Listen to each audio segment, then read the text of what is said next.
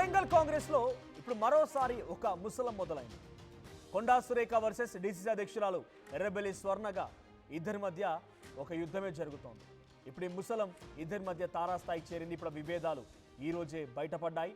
ఈరోజు ఇందిరాగాంధీకి సంబంధించినటువంటి ఓ కార్యక్రమంలో, ఇందిరాగాంధీ వర్ధంతి కార్యక్రమంలో భాగంగా ఇద్దరు కూడా ఇద్దరి మధ్య ఉన్నటువంటి ఆ విభేదాలు బట్టబయలైపోయాయి.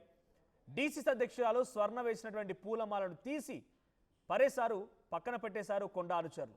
కొండా అనుచరుల తీరుతో ఎర్రబెల్లి స్వర్ణ తీవ్ర అసహనం వ్యక్తం చేశారు.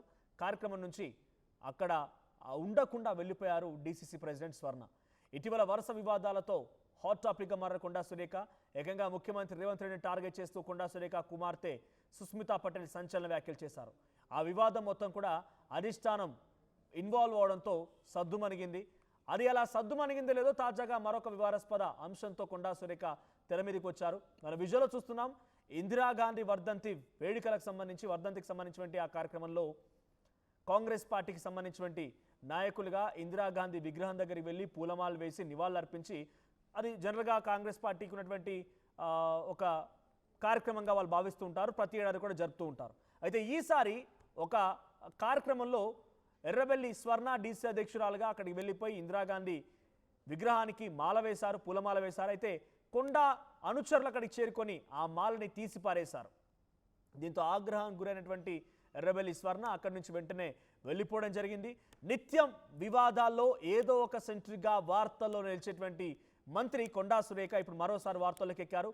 మొన్న మధ్య కొండా సుస్మితా పటేల్, కొండా సురేఖ కుమార్తె ఏకంగా రేవంత్ రెడ్డిని టార్గెట్ చేస్తూ కొన్ని కీలక వ్యాఖ్యలు చేసింది, సంచలన ఆరోపణలు చేసింది. ఆ విషయం అలా అధిష్టానం ఇన్వాల్వ్మెంట్తో సద్దుమణిగింది లేదో మరొక అంశంతో తెర మీదకి వచ్చింది. ఎప్పుడు చూసినా నిత్యం వివాదాల్లో, నిత్యం ఎక్కడ చూసినా హాట్ టాపిక్గా, కాంట్రవర్షియల్ టాపిక్గా మారేటువంటి కొండా సురేఖ మరి ఈసారి ఈ అంశాన్ని అధిష్టానంలో తీసుకుంటూ చూడాలి.